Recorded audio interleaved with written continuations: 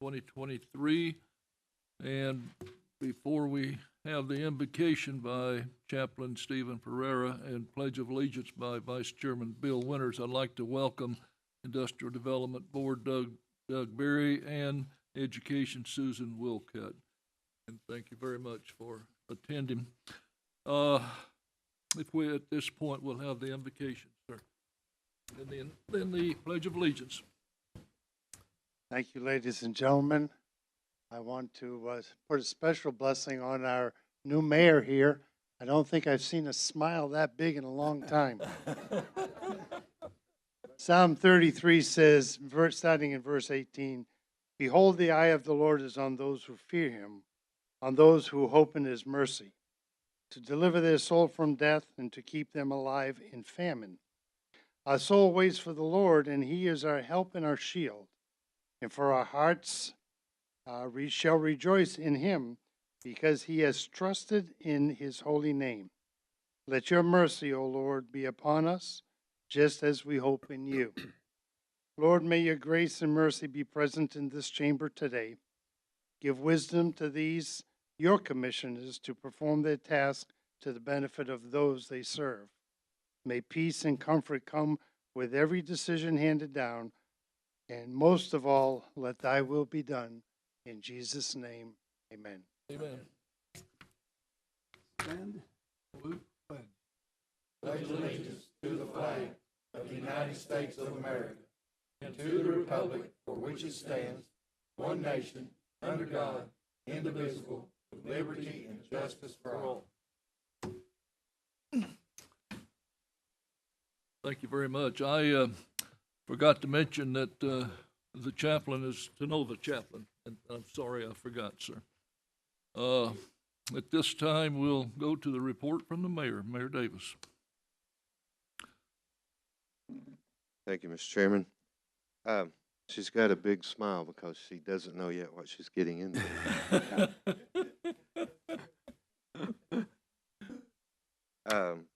But I would like to introduce to you our mayor for the day, Parker Sneed. She's a second grader at Michigan Avenue Elementary School. Her mom's here with us, Candace Natola. So if you would give her a warm welcome, and then she has a few promises she'd like to make. Go ahead.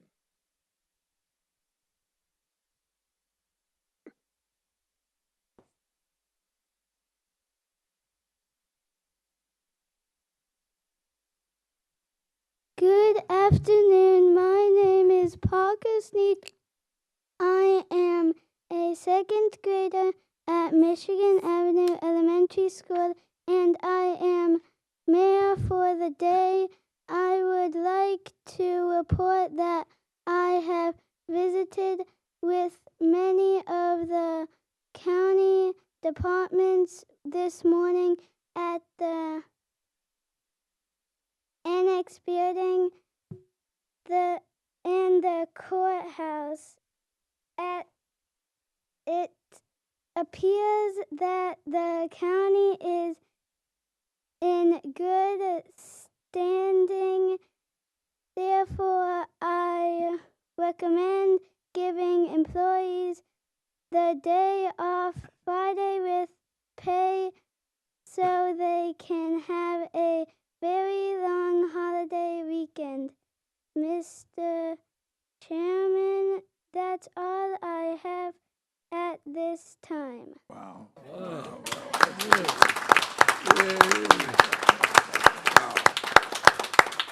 Thank you, Parker. So Juneteenth wasn't enough. Now you get Friday and Monday off. And that's why she's smiling a little bit still. You pass out those resolutions. There's a resolution I would like for someone to put on the agenda for next week. It's actually a correction. The resolution, one of them that you approved last week had the wrong amounts in it. When I went to sign the contract, it didn't match the resolution. So this is a correction that needs to be put back on there for next week. Someone would. Mayor, is this the probation? Yes. All right, it's on the.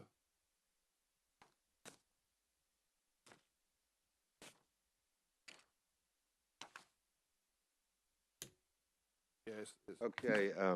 Did you get it on there? I won't be here next week. Cindy's gonna take care Okay, of it. Cindy will. Okay, your septic report.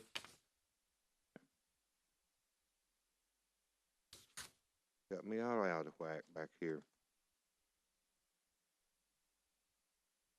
We'll skip the septic report and, the cannery. I wanted to announce that a lot of people have been asking about the cannery. I didn't check this morning, but it was supposed to open today, and their hours will be 8 to 2 Monday through Friday. If anyone asks you, that should be correct. That's the latest I've heard.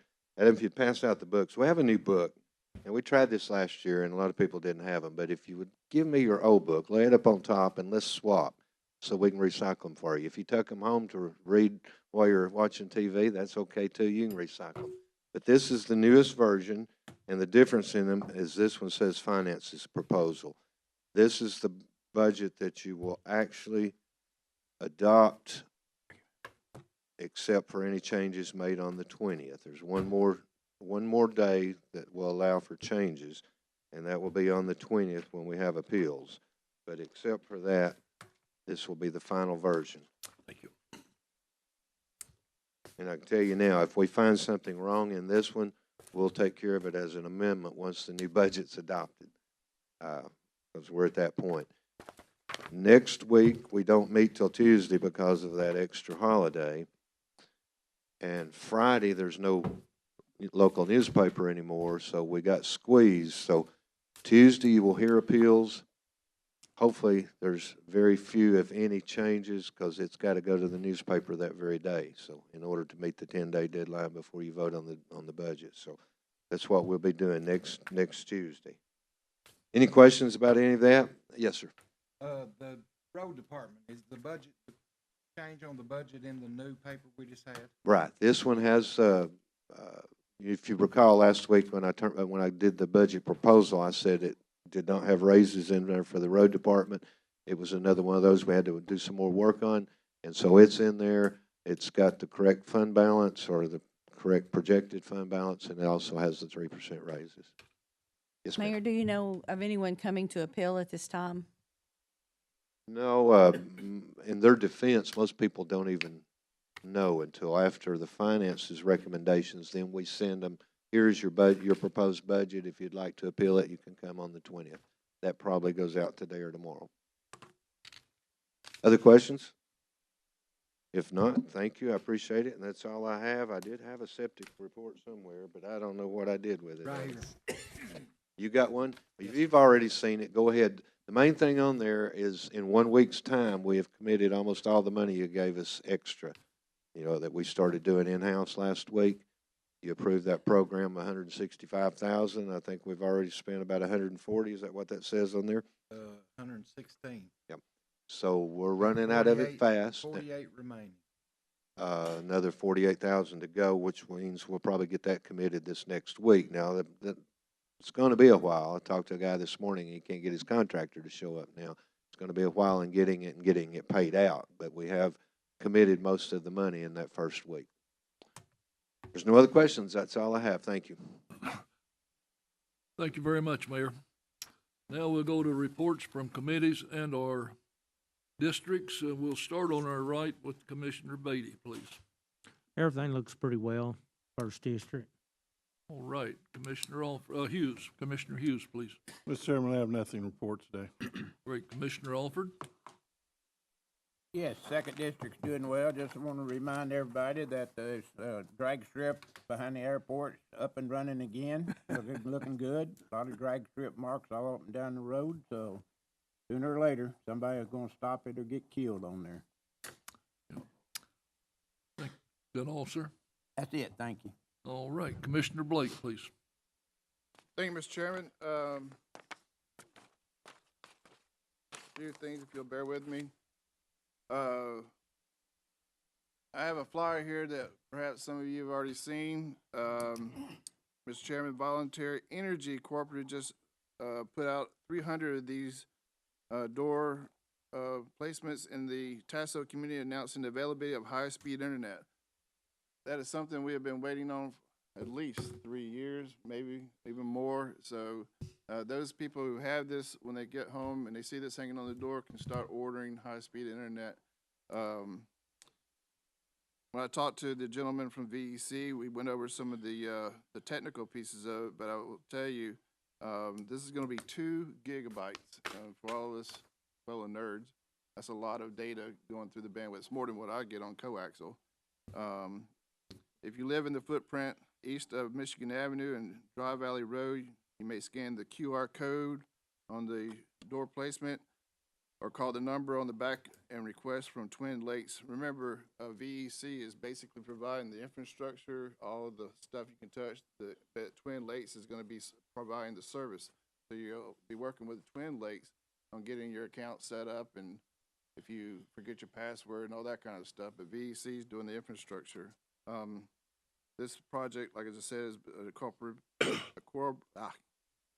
cooperation between Volunteer Energy Corporate, Twin Lakes, the state of Tennessee, and Bradley County. I'm excited. I'm sure you guys as well. We've heard about broadband, and the other part of the conversation I had with the gentleman from VEC is the other projects that are going on.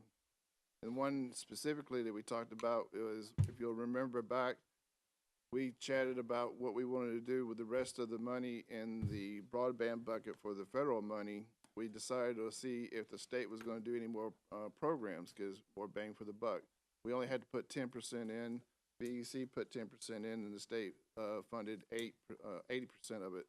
We wanted that again, but apparently, unless you heard different, that states kind of dragged their feet on that for this particular year. But once we get to the point where we have to have the money appropriated, then the 50-50 deal is on the table, which we agreed to in principle back, I think, last fall.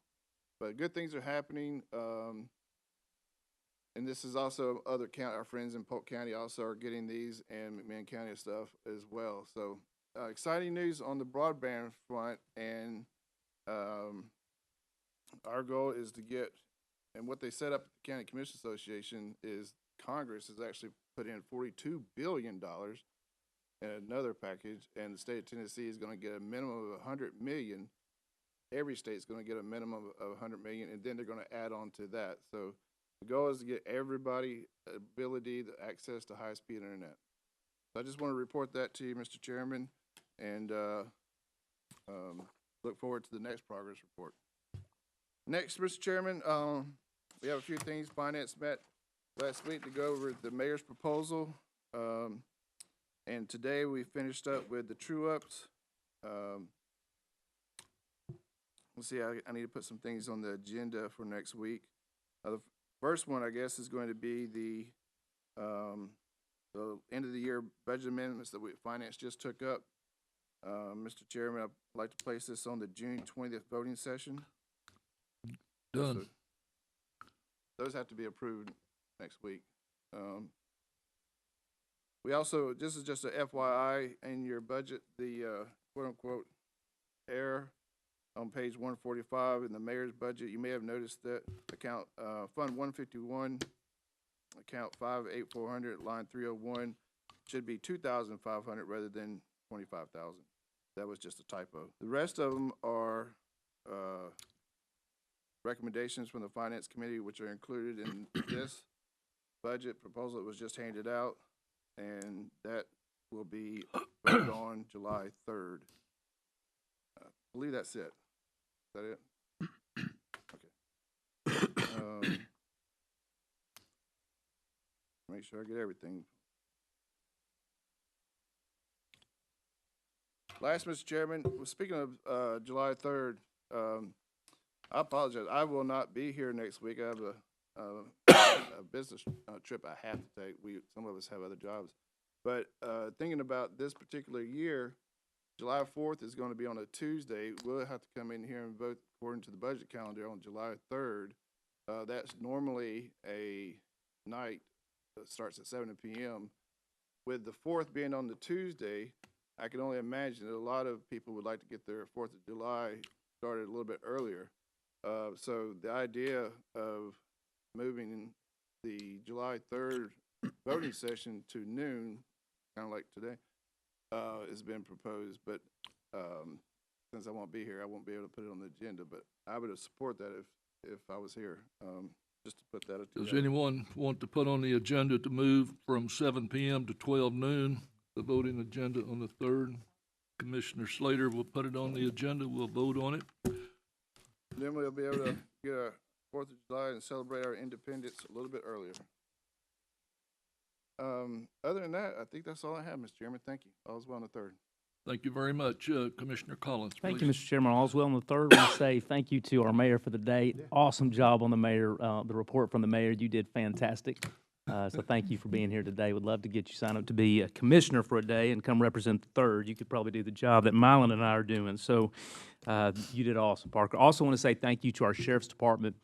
They facilitated a training op last Wednesday, I believe, with the school system at the Pike Center and did a phenomenal job. I'm very appreciative of that department and the insight that they have into making things better and safe for our students and our staff. So I'm very appreciative of them. I believe Grant was there for that as well. So that was an excellent training exercise for them. And I appreciate the sheriff and his team and Officer Jamie Thurman, the head of our SROs, and all that they do. Other than that, that's it. Thank you, Mr. Chairman. Thank you very much. Commissioner Winters, please. Thank you, Mr. Chairman. Congratulations to our new mayor. I hope your smile is contagious for all of us as we go to our future this year. The construction's moving really well on 60 Highway by Cleveland Middle School. You can actually see the streets coming up. The movement is very good in that particular area. We've had the passing of some very important people. One is Dennis Epperson's father. Dennis is a former 1st District Commissioner and very close to his father, and just prior to Father's Day has lost his father.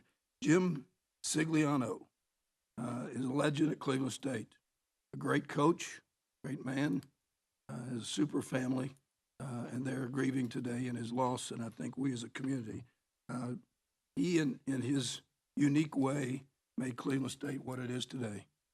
People want to be at Cleveland State because Jim Sigliano was there. We'll miss him. Lee is a great young leader in our community, and we grieve with that family today. Thank you, Mr. Chairman. Thank you very much. Commissioner Gilbert, please. First of all, congratulations, Mayor, on your new spot. You look awful good over there, smiling. I'd like to say thank you to Commissioner Rogers. Josh, thank you for mentioning the young man, Amos Blazer. Today we was able to take pictures with him, and it was amazing. He had such a good time, and the guys was there. Tim Mason, head chair of the road department, me and Howard in our district at Oak Grove School. Young man, they actually allowed him to get up and ride on the back of this sprayer. And man, you talking about lighting that boy's world up. He was doing good, but they allowed him to get on there and stripe some roads. And just thank you for bringing that up. And that would be all that I have for this moment. All right. Thank you. Commissioner Thompson, please. Just want to say congratulations to our new mayor, and think about that pay raise, would you? But anyway, I just like to add what Scott said, Amos Blazer this morning, and what happened out there, him and his mother. It was amazing. He's a young man with a lot of ambition, and sure done. He was proud of what he was doing this morning, and I'm sure that it meant a lot to him. I'm just glad that we were part of it. And that's all I have, Mr. Chairman. Thank you. Commissioner Goins.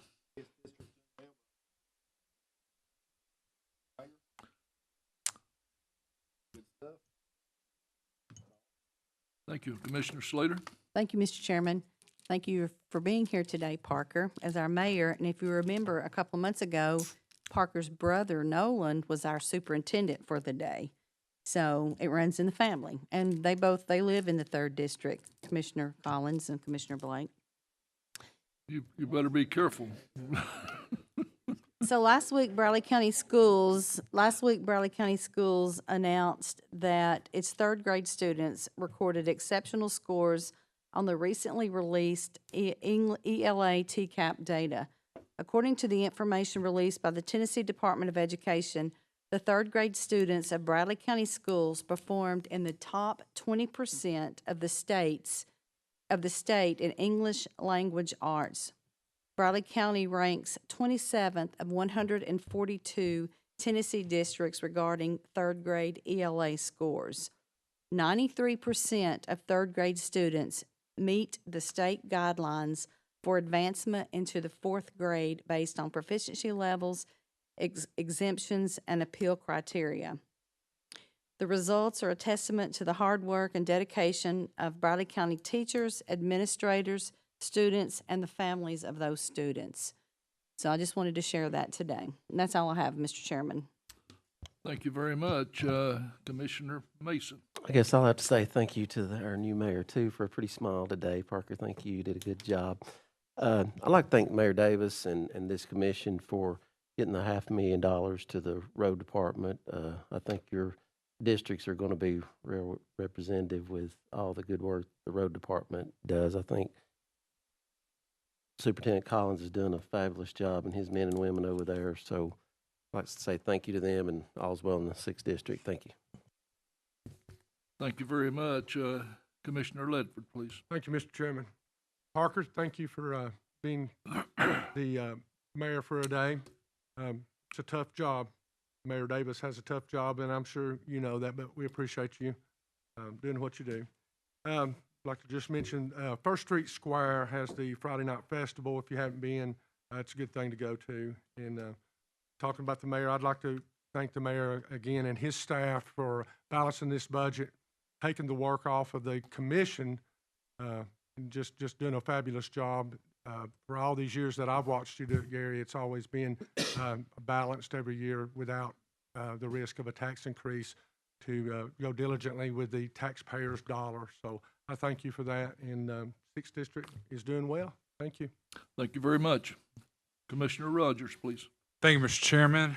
Parker, thank you so much for being here with us today. I have daughters that are around your age, and I know that you got to learn a lot today about what county government does and get to see all the different people and elected officials. And so we hope that you had a wonderful time here in county government today. So thank you so much for being here. Mr. Chairman, I have nothing to report today other than to agree with Commissioner Winters that 60 Highway is looking good. I spent the last week out of town and come back this week, and it's already starting to look a little bit different. So in 1 week, so it's a good thing for our community in the 7th District. But that's all I have today. Thank you very much. Parker, on behalf of myself and the commission, I'd like to thank you for doing a great job as the new mayor. It's unfortunate that we can't take your vibrant smile and beautiful face and transfer it over to our other mayor. But you're doing a great job, and thank you very much. We've really enjoyed having you here. I don't know about that brother of yours, but we the agenda items. Agenda item A, Commissioner Blake. Thank you, Mr. Chairman. We can always Photoshop that smile if you want. That'd be great. Mr. Chairman, today we're going to have some updates. As you know, one of the first things that we funded with the federal money was projects, and we've been getting some updates. Today we're going to get an update from 3 of those.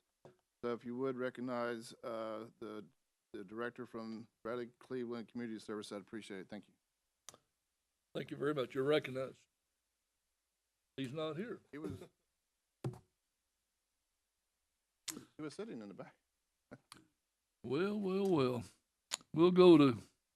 Yeah, we'll come back to him. Well, if he shows up, we'll go back to him.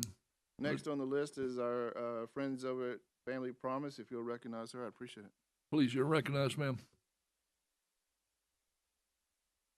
Hello, everyone. My name is Eva Van Hook. I'm the Executive Director of Family Promise of Bradley County. Last March, you all awarded us right under $50,000. It was $48,375 from the ARPA funds that were released federally.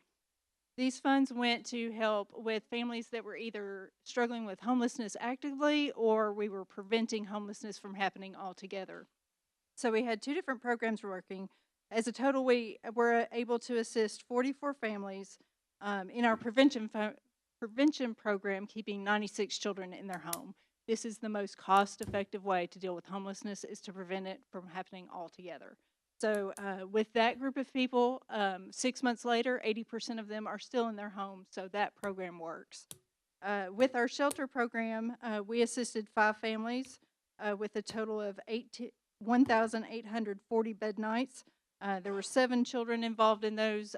2 of those families graduated. One of them was excused for throwing parties in the hotel room. And then we are currently working on the last family. They are scheduled to get out the week following July 4th. And so this could not have happened without your assistance. We are very grateful for everything that you've done. Hopefully you received my report. I'll just briefly talk about Stacy, who you all helped. She was in our shelter program before. Graduated, got into her home, life happened. She had surgery and was not able to pay her rent. So you all helped keep them in their home. Since then, she went back to get her GED. She's graduated with her GED. She is looking into getting better employment, and she has also applied for Habitat for Humanity. So we're really hoping that that application comes through, because then we can do a full circle. So you all had a direct hand in making that happen, and we're very grateful. Thank you very much. Yeah, Mr. Chairman, we'll go back to item A if you don't mind. I believe the director is here to give us an update on the Bradley Cleveland Community Service. Thank you very much. Yes, sir. Good afternoon, Mr. Chairman, and you fine, distinguished public servants of our beautiful county. It's a privilege to be with you this afternoon to speak on behalf of Bradley Cleveland Community Services Agency and the Cleveland Emergency Shelter. I wished I could stand before you and give a beautiful update like our partner from Family Promise. We are much further behind in the expending of the dollars that you have allocated to us. We have been working with Southeast Tennessee Development District, and we're grateful for our partnership with them. But we had to go back to square one with our plans to renovate our shelter annex, which is located directly behind the shelter. Unfortunately, the plans that we were hoping to use were not up or did not meet city code. And so Southeast Tennessee Development District has been working with us to identify an architect and engineer who can enable us to move forward. So we have, as of today, just received a proposal from Studio 323 with an architect by the name of Jessica Aubert. And I'm going to share the proposal with you for your reading today. The project is scheduled to begin with Ms. Aubert on June 19th, a week from today. And hopefully, once we're able to move past this piece of the project, we will move forward with rebidding and then renovating our annex so that we can assist more homeless individuals and families. I will share with you that this is a great need because a significant number of the clients that we are encountering or engaging at the shelter are disabled persons. And because there are a limited number of beds within our facility, number one, on the lower level, we're limited in the number of disabled persons we can serve. Individuals are not able to climb stairs and are not able to access the top bunk. So we desperately need this project and appreciate your trust in us to be able to make this a reality. We'll be happy to answer any questions that you have. What is the anticipated time to complete all of these projects that we're talking about? Because this is ARP money, and we have constraints on the time frame that we have it, or we have to give it back.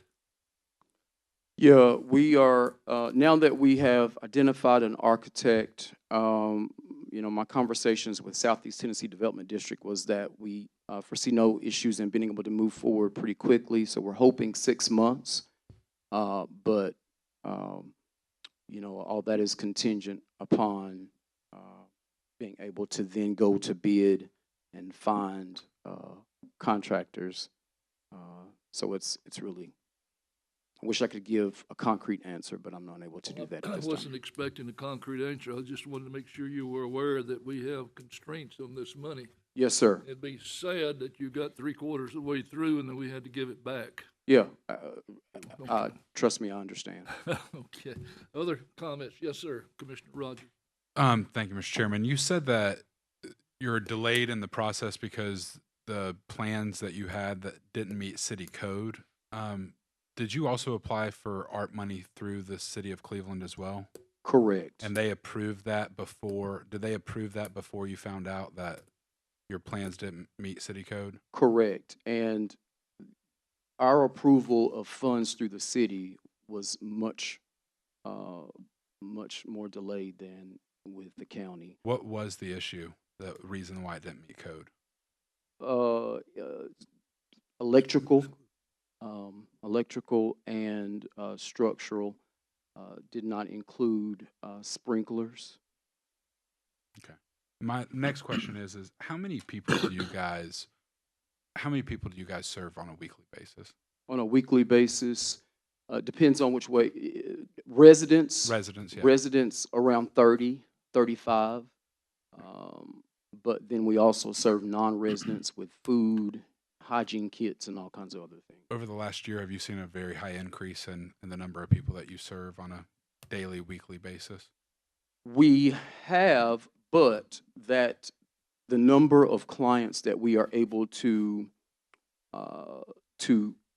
serve consistently through obtaining permanent housing has decreased, and there is a direct correlation between with the opioid crisis and mental health. Unfortunately, we are not able to case manage and house some of our clients as long as we would like to because of those issues. Thank you. That's all I have. Mr. Chairman. Commissioner Winters and then Commissioner Blake. Demetrius Ramsey, we appreciate you being here. You've been in this program a long time. I have. And, thank you. Appreciate your work. Question I have, much of the shelters challenge is people getting there. We see some that how they get there. Is there transportation services a way where somebody on the street, if they just don't know that there's, how can they get there? We say it was on Wildwood. We'll pass that on. Is there any way that this subway, this system that we've got these, these vans that go around, but a way that they could call or go to a place and someone could call it. They need a ride to get to you. I'm not trying to add more people to you because you got a challenge as it is. But within that, it seems to me that getting to, I've had one guy stopped me on the street and I chatted with him, and he just didn't know where to get anywhere. Of course, he was also challenged with his own brain and all trying to make things work. So, but within that came up, how do I get him from A to B to C to get to the service that you have as well as others? Is there some movement to help folks get off of that street to your services and other services you provide? So, are you hearing of anything? I guess is what I'm asking. Yeah. So let me just begin by saying that we have struggled with being able to maintain staff to be able to meet some of those needs as some of our partners have. Right. Yet, we do have shuttle service. And that is contingent upon having manpower at the times that a person may need assistance. Right. We've used our shuttle service to transport individuals to appointments, whether it's medical appointments or job interviews, or to take a look at potential housing opportunities, make housing applications and things. But you know, I wished I could stand before you and say that we're able to offer that around the clock, and we're just have not been able to up to this point. And then I would also add that we also offer or issue bus passes for our local transportation system, so that persons can access transportation through Cleveland Urban Area Transit or CETHRA. Thank you. Thank you. Commissioner Blake, then Commissioner Thompson. Thank you, Mr. Chairman. I assume, hopefully, that you haven't received any money because we still have 100,000 in the budget we're getting ready to pass. So you haven't spent any money. Correct. And also, you haven't spent any city money. Correct. This package is is a quote unquote 100,000 from county and 100,000 from the city. Correct. So no money's been spent whatsoever. Correct. So Chairman Cry was mentioning there is some time concerns on here. And even though I think by memory, which I shouldn't do, it's September 1 of 2024 that we have to have everything appropriated. For you, it's going to be a little bit earlier. So I guess this is more of a statement. You're going to need to get all your stuff done. That project can go up to 2026, but if this is not going to happen because of the budget concerns, we're going to have to do it, because right now we're in the budget process, and if it goes further, we'll do it again. The next thing, I guess, is the 100,000 that we put in there and the 100,000 that the city put in there, and now you're, as you said, starting from scratch again. Does 200,000 get this project done as you presented it a year and a half ago? I'm hoping. In other words, because the cost has gone up. Correct. I mean, every budget we've seen, as far as utilities, you name it, is going up, and I can only imagine you're not immune from that. Correct. So 200,000 is still going to get this project done 100%. So in the original proposal, we were not only looking for the funds to cover rebuild, the construction, the renovation, but then also purchasing the equipment that would go in each room, the bedding, all the furniture and things. If the funds we did not have enough to complete the construction, we would look at alternative means to get the bedding and things. So trust me, we will do what it takes to make this a reality. Okay. Well, hopefully, I mean, what's your time frame now? I mean, what's your next milestone in your project? I mean, you mentioned bid a few seconds ago, and yeah, I think we need to have more conversations over the next year. Okay. As far as not micromanaging and all that, but just as we work with the city, getting you what you need. My response to that would be, I think it would be probably appropriate for myself, along with my partners at Southeast Tennessee Development District, for us, if we could, meet with you to help make sure we're all on the same page about the time frames. Well, I understand Commissioner Thompson is on your board or chairs the board, right? Correct. Right. So, I mean, you can use him as a gateway or whatever. Okay. I just I'm tad concerned that we're this far along and you're having to, as you say, start scratch again. Okay. All right. That's all I have. Thank you, Mr. Chairman. Thank you. Commissioner Thompson, please. Demetrius, we're glad you're here this morning. I know construction right now is way behind, and I'm sure that's a problem. There's one thing that we need to look forward to, and that's homeless, the growth of homeless. And as Chattanooga grows, we grow. And they don't like to talk about this, but as the border opens, well, we grow. And it's going to happen. I mean, it's just reality, you know. So this is what they're going to do with this $200,000 is not, it's going to help, but it's not nearly going to take care of what's fixing to take place here in Bradley County, in the city of Cleveland, when it comes to homeless. And you can go down the Greenway, you can go anywhere, and you've got homeless everywhere. and you've got it in Chattanooga the same way. And we've got problems there, and this is something that we need to look into. I don't know if we're going to have to find a place that will house more homeless or what we're going to have to do, but this is something that we need to look to in the future.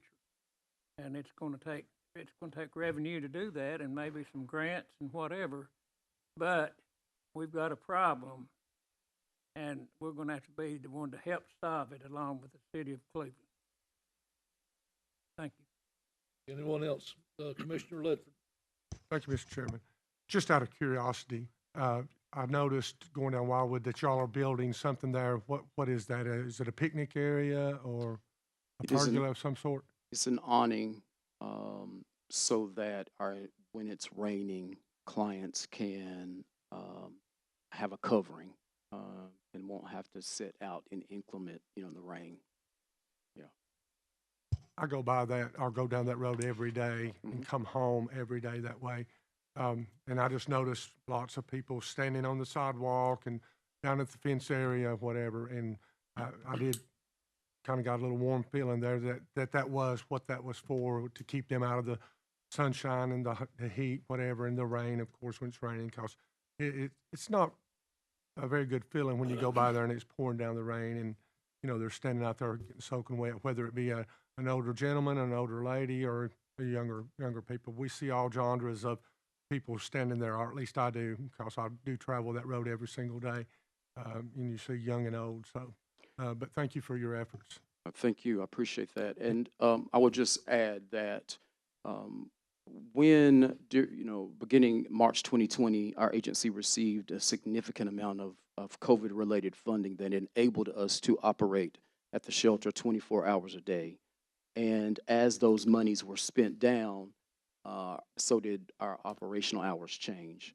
We had to switch from 24 hours a day to 20 hours a day. So there's 4 hours a day where we're not in operation, and the awning is to protect those individuals during that 4-hour time frame. We were closing at 8 a.m., 12 p.m., and then reopening at 4 p.m. because that was the warmest part of the day.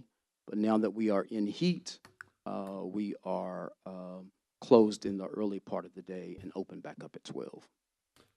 Commissioner Rogers, please. Thank you, Mr. Chairman. Just real quickly, Demetrius, I know homelessness is a national issue.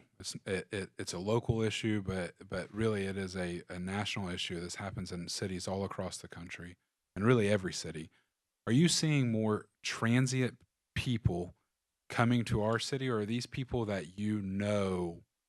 that you see here constantly? That there are people who live here. They're from Bradley County and they've become homeless, or are we seeing an influx of people from out of state or out of the cities? And I know, speaking on what Commissioner Thompson was saying, Chattanooga is trying to move a lot of their homelessness, or their homeless people and the issues more up the interstate out of downtown and moving to near the Silverdale area. They've bought facilities down there where that's where people are going to be housed now. And is that becoming an issue for you guys, where you guys are seeing a bigger inflow?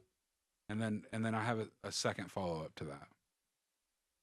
Commissioner Rogers, I spent a good deal of time speaking on this issue at our last board meeting to our board, and absolutely we are seeing an influx, or have been seeing an influx of homeless persons from not only other parts of the region, but other parts of the country. We've seen clients come from as far as Rhode Island, New Hampshire. Because of that, and because of our inability to address issues related to the opioid crisis, mental health, in addition to not being able to have capacity to serve all that we could, we humbly requested to limit our scope. We were asking, or now only serving persons within our region, homeless persons within our region, rather than serving whosoever will come.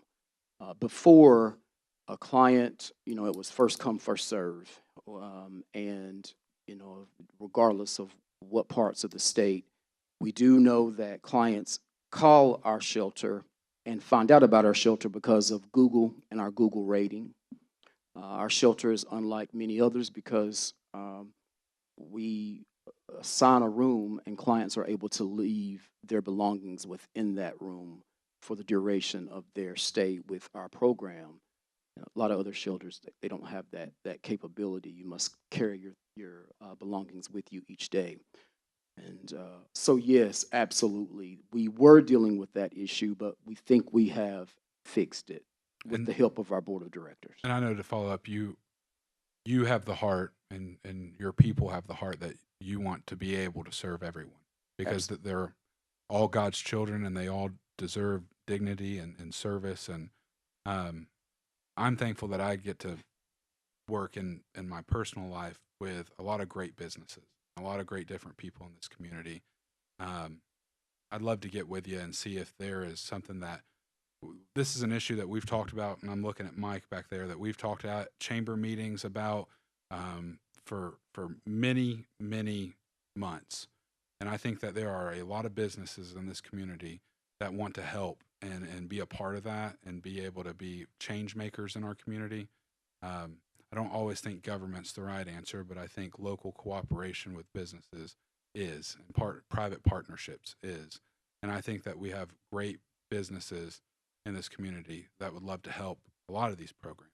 So I would love to get with you after this, get with Mike, and see if there is something that we can do creatively with our local businesses to be able to help, because it is something that we do need to spend this $100,000 and get it going.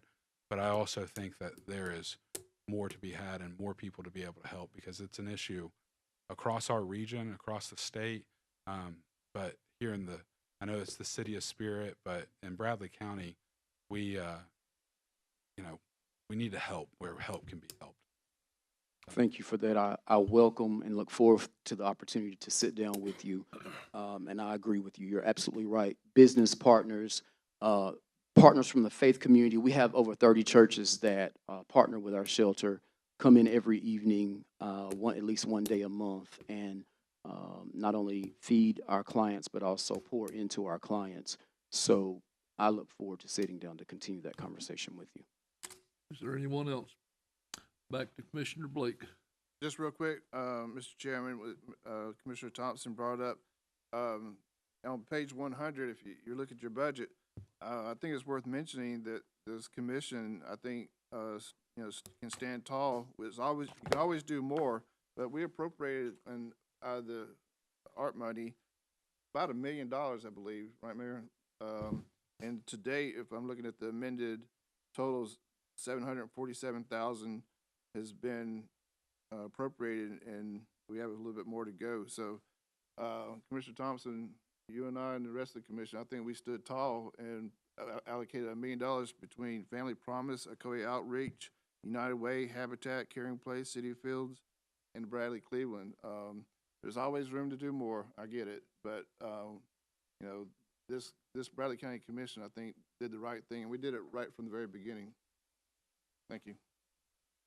Thank you very much, sir. Well presented. Thank you. I appreciate all of you. All right. I'm sorry. Go ahead.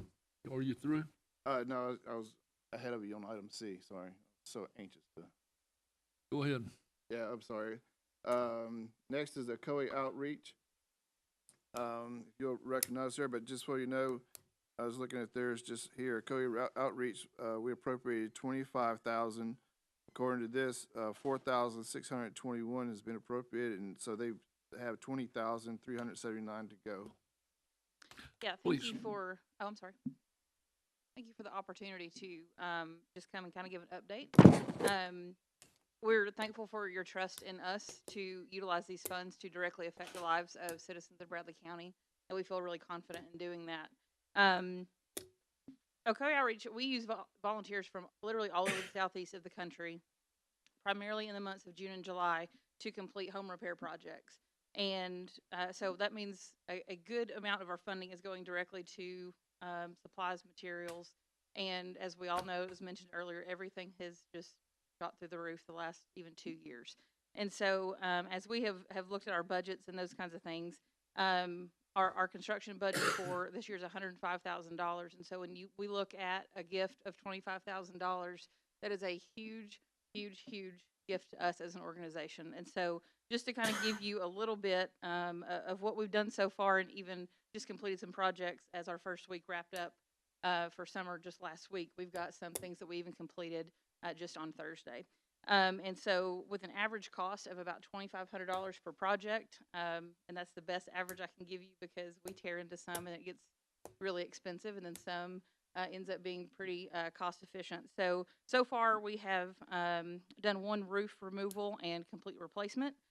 We have done 2 wheelchair ramps for senior citizens here, and then 2 homes have been repaired with siding, windows, paint.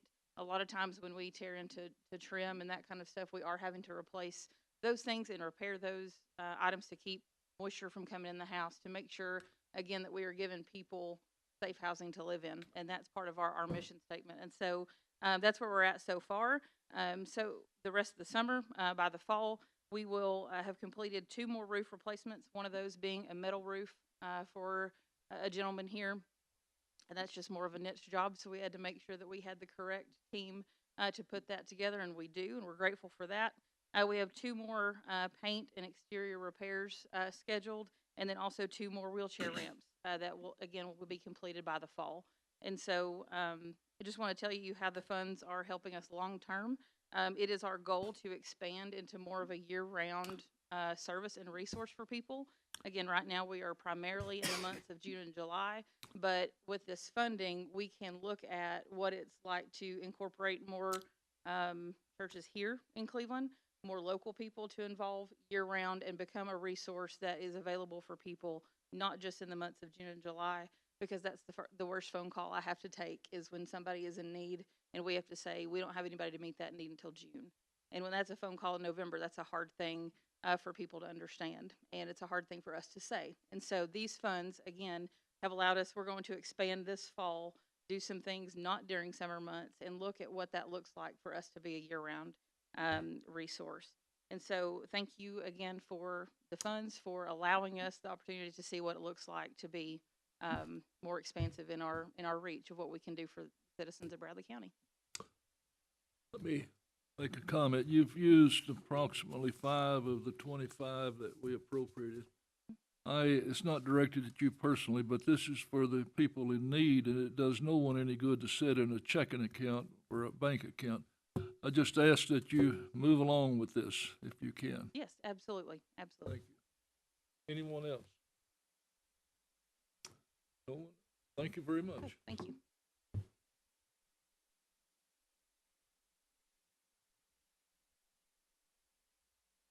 Is that it, Commissioner Blake? All right, we'll go now to agenda item D. That would be Commissioner Mike Hughes. Mr. Chairman, this is a resolution to rezone from I-1 General Industrial District to R1 Rural Residential District property known as lots 6, 7, and 8 of the Josephine M. Gilbert Estate, and located on the corner of Old Chattanooga Pike Southwest, Leadmine Valley Road Southwest, adjoining the railroad on the west side, and adjoining a parcel known as Lot 5 map and parcel 065,057.04 to the south. See on pages 4 and 5. Mr. Chairman, I'd like to add this to the agenda. Is that it? It, just for further reference, this did pass unanimously through planning. Thank you very much. We'll go now. First of all, I'd like to recognize Mike Griffin from the Chamber of Commerce. He slipped in on me here. I didn't catch him. We'll now go to communication from the audience. Is there anyone that would like to speak to the audience? I don't see anyone standing. We'll now go to announcements. Voting session Tuesday, June the 20th at 12 p.m. here at the courthouse. Upcoming events, Junior Master Gardener graduation this afternoon, 5 p.m. at the Juvenile Center. Friday Festival, June the 16th, 7 p.m. to 9 p.m. First Street Square. County office is closed June the 19th for the June 10th, the holiday. I hope I got that correct. Main Street Cleveland meeting, June the 20th, 4 p.m. to 5:30 p.m. Craig Miles Hall.